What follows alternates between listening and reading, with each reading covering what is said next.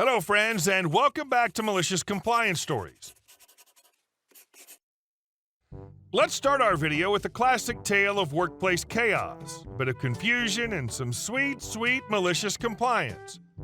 But before we dive in, make sure to hit that subscribe button, smash the like if you enjoy the content, and ring that notification bell so you never miss a juicy story. I will personally ensure you don't get paid for a minute's work. Well, I guess I won't work then. Over summer last year, I worked for a hospitality agency, doing everything from kitchen work and pot washing to bartending and front of house.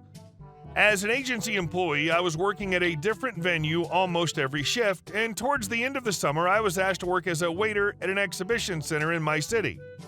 I arrived wearing my waiter uniform, shirt, tie, smart shoes, to the admin office of the exhibition center around 20 minutes before my shift time, and proceeded to be bounced around between different buildings as nobody could find out where I was supposed to be working.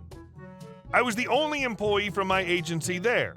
At big events, the organizers tend to hire several different agencies, and was in constant contact with my manager back at the office, explaining to her that there was confusion about where I'd be working, but I'd arrived on time and had parking tickets, etc. to prove it. Around an hour passes before I'm finally sent to one of the several food stands in the center and told I would be doing pot washing. Now, I would never have worn smart clothing if I knew this was the case, as your clothes are guaranteed to get very messy if you're cleaning the greasy pots, etc. But at this point, I was tired of waiting around doing nothing, so I borrowed an apron and went into the back kitchen of the food stand. It turned out that everything they sold was in paper and plastic packaging, so my only job was to wash out one tray that came in every half hour or so. So I did what anybody would do if they were in the back kitchen alone with no work to do and started using my phone, just scrolling through Facebook. Around 2 hours later, a lady storms into the back kitchen and immediately starts shouting at me for using my phone and doing no work. She then introduces herself as the catering manager, in charge of several food stands, and is furious that I'm sitting there doing absolutely nothing. I explained to her that I spent an hour waiting to be told where I was working and have been washing everything that comes through. It turns out she'd been looking for me because I was supposed to be doing pot washing at a different food stand on the other side of the center, and went on to say, I will personally ensure you don't get paid for a minute's work you've done today, calling me work shy and being very insulting. Everyone in the front kitchen can hear her because of how loud she's yelling. I call my manager and relay all of this to her, and this is where the malicious compliance comes in. As I'd been told that any work I would be doing that day would be unpaid, I had no contractual obligation to do said work. My wage for the day had already been paid to my agency, and my manager's advice was to stay at the center until the end of my shift time. If I was unable to do any work because of an error on their part, I would still be paid by my agency.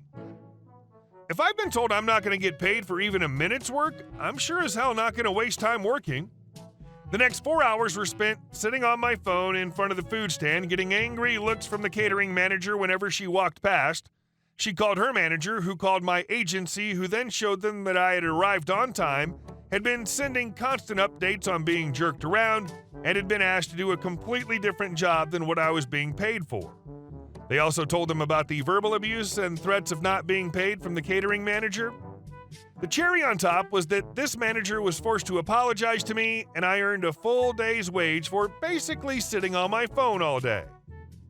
Would have done the same thing. Never ever work without pay. That's usually instant termination because it leaves the company open to wage theft lawsuits. And our second story.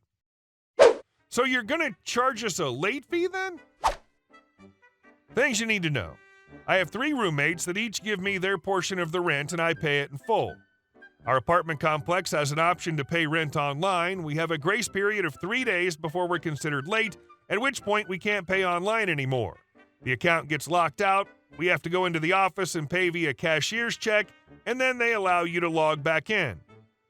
2 months ago, logged into the website and went through the motions of paying, even getting the thank you for your payment screen like usual. I thought rent for that month had been taken care of. Come the 4th day of the month, we get a slip of paper that says late payment. Naturally, I went to look online to find information, but found my account locked and a short message that said something along the lines of talk with the leasing office. I walked in and spoke with the property manager, PM, who had a pompous attitude the entire time. I'm going to cut out the part where she asked me for my apartment number, but I'm going to say it because some of you might ask. Me. So I got this late notice and I'm confused as to why because I paid rent. PM checks something on her computer and then looks at me. According to this, you didn't. There were no attempts to pay rent on your apartment's behalf. Me. I know that the payment went through on the website. It showed me the thank you screen. I pull out my phone and show her the screenshot I took of it along with the bank withdrawal. PM. There's no date on this screenshot, so I can't take this as proof. Maybe store your proof with date via email for your records. Since you're a day late, here's the amount you owe. Now, I wanted to argue more, but I'd just gotten back from school and really wasn't in the mood. I go to the bank and get a cashier's check and then go back to the office.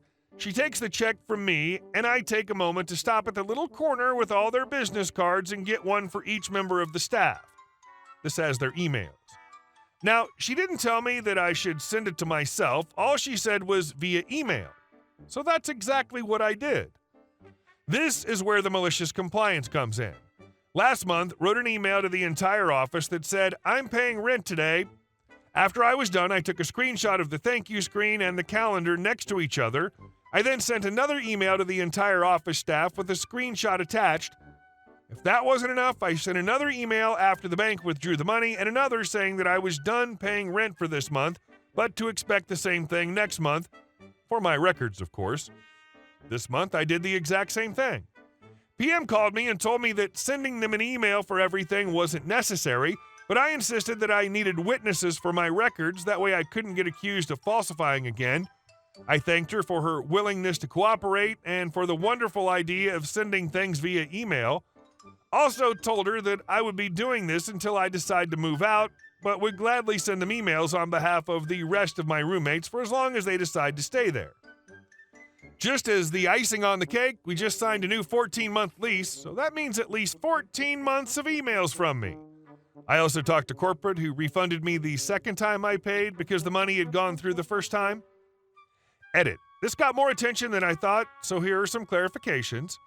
PM could block my email / send them to a folder / mark them as read, but if she does and something goes wrong with the apartment and I try to tell her outside of MC, she could get in a lot of trouble. After all, maintenance requests have to go through her and then go to the maintenance guys. I don't know why, but it's a small complex. To anyone asking why I don't do direct deposit, it's because they don't offer it. I log in once a month and approve them to take money out of my account. I'd like direct deposit, but maybe next complex. I showed her both the screenshot of the payment screen and my bank records. She didn't believe either.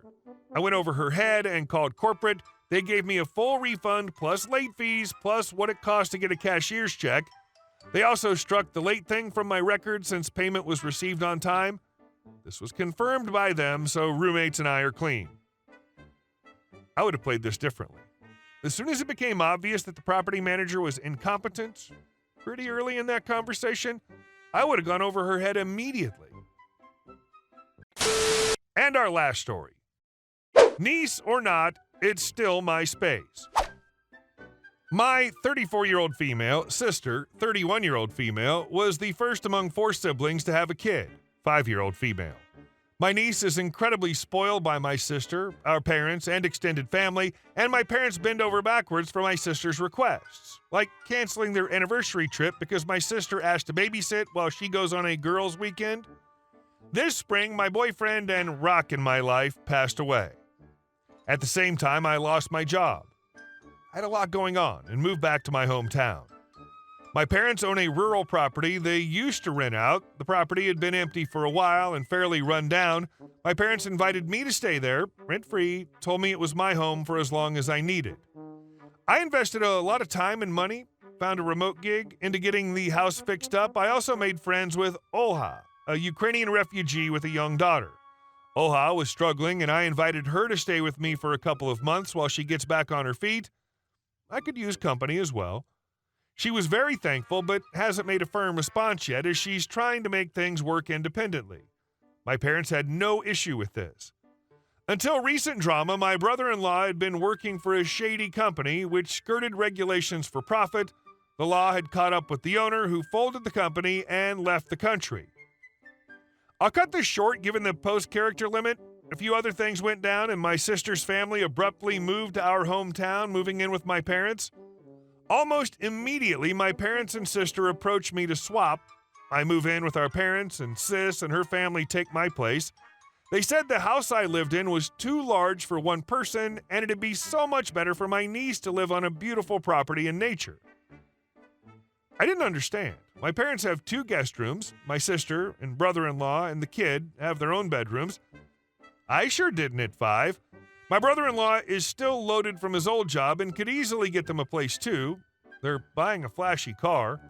When I mentioned my work on the property, it was dismissed. When I reminded them about HOA, my parents were outraged I was still intent on helping someone else and their child and not my own sister and niece. They kept making out my sister's situation to be nearly as bad as HOA's. Eventually, it came down to my parents saying, "You're living on our property, you'll do as we want." I said, "Well, you gave it to me and said this was my house as well, to be my home for as long as I need it. But if we want to talk in property terms and not family terms, evict me then." My parents are not evicting, but I receive daily calls and messages from them and extended family guilt-tripping me and calling me an a-hole for not giving up the more comfortable space to my sister, who's in such a difficult situation and has a little child. Only my brothers see my side, but they're young men in college. Their opinion means nothing to my family. Imagine just losing the most important person in your life, but now that your brother-in-law did some criminal crap, he and his family expect to move into the house even though they have enough money to buy something else? Bet they're just really lazy. Hey guys, thank you all for watching the video. I'll see you in the next one.